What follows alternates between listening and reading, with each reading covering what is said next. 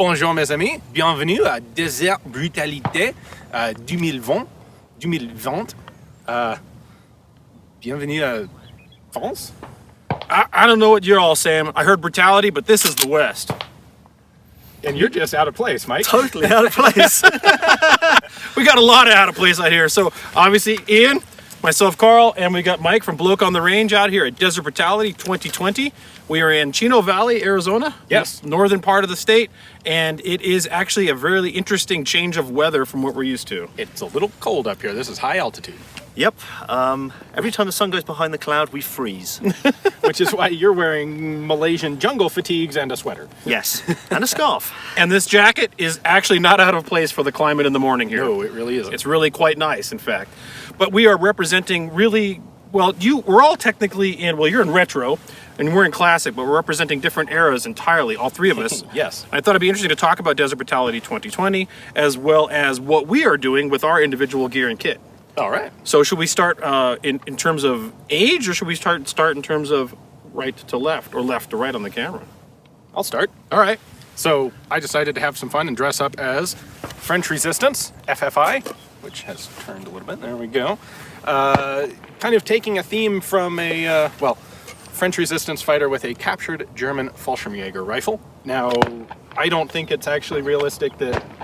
I suspect no FG-42s actually got into the hands of the French Resistance because there just were very few of these around, and not a whole lot of those would have been in France. But that's not out of the realm of possibility. There were definitely pictures of FG-42s, both Type 1 and Type 2, on the Western Front. Yes. And if one had just happened to fall into the French Resistance hands, it is not completely implausible. Right. We just don't know of it actually happening. Sturmgewehrs would have been absolutely plausible. Yes. The Fallschirmjäger that were attacking the Vercors in 44 absolutely had Sturmgewehrs. Yep. But I didn't have a Sturmgewehr, and I did have one of these. So this is, of course, a semi-auto reproduction made by Rick Smith of SMG guns, and they're awesome. If you're interested, you should definitely check them out. The other part of my rig is a bit more French, and that is an Sacm model 1935A pistol. This is in 7.65 French long, which at long last I have ammunition for, thanks to You got ammunition for it? I have ammunition for it. So where did this ammunition come from? Because I know that's been a holy grail for you for years. Yes, it has. Starline started making brass, and you can now buy the ammunition reasonably inexpensively from Steinel, which we can't link to in the description, so you'll have to just Google Steinel. Yeah. Pretty easy to find. It's spelled the way it sounds. Yeah. That said, there are quite a few of those guns on the market, so there really is a market for French long in the American shooter community, yes? There really is. Yeah. The ammo, so a lot of people look at it kind of on paper and see 7.65, and they assume it's like 32. Yep. It's not. It's more potent than that. This is a 110 grain bullet loaded to about 1,000 feet per second, which is a little heavier and a little slower than the original spec, which was more like 88 grain, 86 grain at 1,200 or 1,150. It's not impotent. No, it's not. It's No. It's smaller than 9 Parabellum, but it's still in service. It's at the bottom end of service pistol category.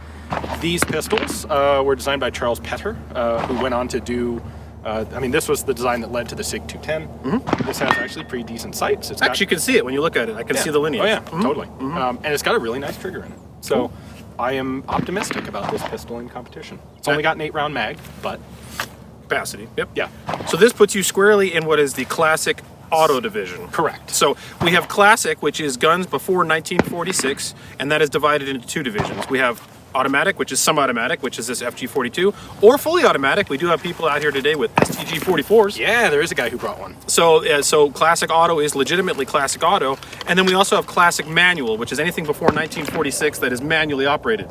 Yes, for you masochists. And I went way back. I will argue that is the most difficult division at the match, more so than Armored plus P or anything else. I don't think anyone would argue against that. There's, of course, a small number of us in that manual division, I think 9 or 10 or 8 or something like that, which, by the way, you in the audience, every time I see in the comments, oh man, I want to see a match where there's bolt actions and all that. And then you set up a match that has 200 and something plus competitors and 9 people show up with manual guns. So it's not that it's not cool, but I always find it interesting how many people say they want to do it and how many people actually want to do it. Yeah. When you go to classic manual, when it's time to do classic manual gangsta stuff, a lot of people go back into Armored plus B Scout or something else.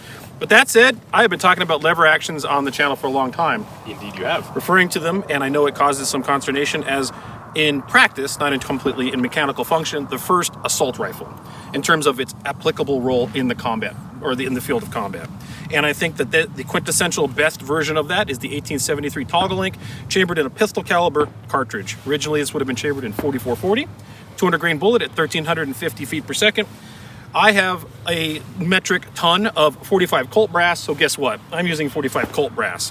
45 Colt in the day did not have a proper rim for lever actions because it was a balloon head case that could not be properly extracted. Winchester made the 44 Winchester centerfire, which became 4440. However, I have loaded all of this ammunition thanks to Karl ammunition manufacturing firm, and all of this is loaded with Blackhorn 209 black powder substitute. Still produces smoke, still gets you get that smoky, and you get the fouling, so don't worry about that. Yeah. But the reason I use that is because I could use standardly lubed modern bullets. I didn't have to use some sort of black powder lube bullet, and I had a lot of 45 Colt bullets. This is a 200 grain bullet moving at 1350 feet per second. This is for every intents and purposes the same exact thing as 4440 would be. Now, my 1873 today is actually one of the Winchester reproductions made by Bloke in Japan. This is not one of the Italian repros. There will be more video on the channel about this, but I will say that once I acquired a Morocco-made Winchester 873, they are hands and feet and steps and walls and roofs better than the Italian equivalent. Nice. This is a beautiful rifle in every way. It's more accurate, it's smoother, the case hardening is better. Everything about this fit and finish and general mechanic capabilities is better than the Italians. So I have an Italian as well as a backup. It also got some cool stuff. It's got a flip up notch sight, plus, because we're sniping today, flip up tang sight, which gives you an aperture, gives you longer sight radius, which makes this gun far more capable. My goal here at Desert Brutality in Classic Manual is to demonstrate that the lever action rifle really was a huge force multiplier that was underappreciated by the military forces of the time. The civilians and indigenous people understood that better. So that's the gun. And by the way, there are no sling swivels on these guns, which was common. You could order them, but I didn't have that. So I got a reproduction leather sling from Buffalo Arms, which normally just holds on with just leather, but I need it to stay on the gun, and it is hobnailed into the rifle like you might have done at the time. How appropriate. I made sling swivels. And then as for my pistol, I'm actually kind of going more into the modern era. This would be not actually anachronistic, the Wild Bunch times, right, which you see in the movies.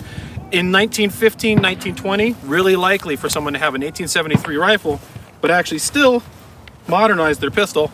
And I'm using my Cimarron World War I 1911. Nothing special about this. It's got a good zero. I've got good mags, 7-round mags, 7+1. But someone in like 1918, 1919 in the United States, in the New West, very well could have had a 73 and a 1911. So this is historically accurate, and hopefully my outfit belies that. Mike?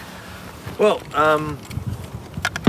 I'm shooting Karl's SP1 Colt first gen Sporter, which is kind of a grail gun for me because these things are rare as hen's teeth in Europe. Apparently they're reasonably common still to find here. What year is this? Oh gosh, this one's just in the beginning of the 80s actually. Okay. Yeah. And I thought, okay, we're all cosplaying a bit, I need a bit of a theme. And I chose the Borneo campaign, 1963 to 1966, down in Southeast Asia, because the Brits were actually the first to use AR-15 rifles, full auto ones. So the only thing that's probably off on this rifle, you probably would have had a prong flash hider instead of birdcage. But you see in photos, okay, sometimes it's a bit difficult to see whether it's a cage or a prong, but because they just literally bought whatever was current at the time, because the development with the US Air Force and the US Army in parallel, it just resulted in minor changes without changes in model number necessarily. But the very first AR-15s had the prong, and then the bird cages got added in later, and then there was a mix of them in the field. But in this one, this is essentially the right rifle in every way, except for maybe the flash hider. Yeah, and it's not a complete slab side for early, but that's a minor geek detail. Now, what I'm wearing the rest of it is as close as I can get. I've got some genuine British olive green trousers. Thank you very much to a gentleman known as Stonker on the Army Rumour Service for the very, very kind donation. Obviously, a woolly pulley is not appropriate for the Southeast Asian jungle, but it is Baltic. You might not have noticed this isn't the Southeast Asian jungle out here. So I've got a repro shirt which came out in the wrong colour, but that'll come out later if it warms up enough. A set of 44 pattern webbing in skeleton order with a full water bottle on it. Nice. Pistol, there was really only one possible choice, so we have a Browning HighPower with a magazine safety, which makes life fun on these kind of matches when you need to drop a hammer, so you have to give it the finger. In a Canadian 1951 pattern holster, because before the 58 pattern holster came online, the Brits bought a ton of these from the Canadians, and thank you very much to Mike of the Seaforth Highlands of Canada Museum for sending this one on to me, because this came out of Canada from an eBay sale. So this is a legit set of belt kit. This is a legit holster. The combination of basic pouches and a handgun obviously isn't legit, but it's a two-gun match, so we do what we can. That is one of the awkward things that we found about doing two-gun matches that are very like trying to do a historical theme. Is that military forces until very recently you didn't have two guns. Contrary to popular belief, you had a rifle. And if you had a pistol, it was because you were an officer, or if you had a pistol, you probably didn't have a rifle, and vice versa. So. Historic exceptions to that is the US Army in World War I had a high issue of pistols to infantrymen. And until very, very recently, it just was not a thing. Right. World War II, a lot of US troops, or at least a decent number of them, also had handguns, but they were typically captured souvenirs or stolen revolvers sent from home. Something you picked up somewhere that you wanted. And it was the sort of thing that you kept handy when you were asleep in a foxhole. You weren't actually using it in combat, so you didn't have... The thing that makes it tricky for us is you don't have webgear setups that accommodate both a rifle and a pistol. Yeah. I've had to... I mean, this has got two ways to attach, but then to stop it just sliding around, I've actually had to hook it on with another strap just to stop it. Yeah. And in any case, I've got pockets full of magazines because I've got one spare here, and I did practice making sure I could get that magazine out like that without sweeping myself. Hey, it's an Uncle Mike's. Yeah. But mine's the same way. Yeah, that was a thing. They did that stuff back then. Yeah. Yeah. Yep. Oh man, and it's super tight in there. I do have the proper kind of World War I pouch, which actually retains the mags real well, but man, they're deep in there. They're hard to get out. You got to fish them out. So in terms of mag retention, pretty good, but a little bit slow. Talking of deep, these pouches are sized for 3 brain gun mags, and because I'm being historically correct, I've got 20s and a t-shirt stuffed in the bottom. That's not historically correct. However, since I'm portraying essentially a well-heeled civilian on the New West frontier, which, by the way, in 1920s, there's a lot of frontier left. There's still frontier left. There's still frontier left today. Like right here in 1920. If you took my picture with this background right, it might just fit right in, just stand like this, right? So sepia tone it, and boom, done. But that said, a World War I surplus belt, and I had to double that belt it because to reload the 73, you need some sort of cartridge belt. So I've got a mix of the old and the new, which is a mix of the Old West and the New West. And as I've said in some of my videos, the New West is still what it is today. It's not gone yet. So guys, hopefully this Desert Brutality 2020 is a little bit of representation of the New West, because we get to do this stuff out here that a lot of places in the world can't, and hopefully you get to enjoy watching. We got a lot of content coming, both to InRange, Bloke on the range, and as well as Saturday, Sunday. This is a 4-day event. We're gonna have modern divisions as well with the guys from Finland, from Varusteleka. Yeah. A lot of stuff coming, so stay tuned.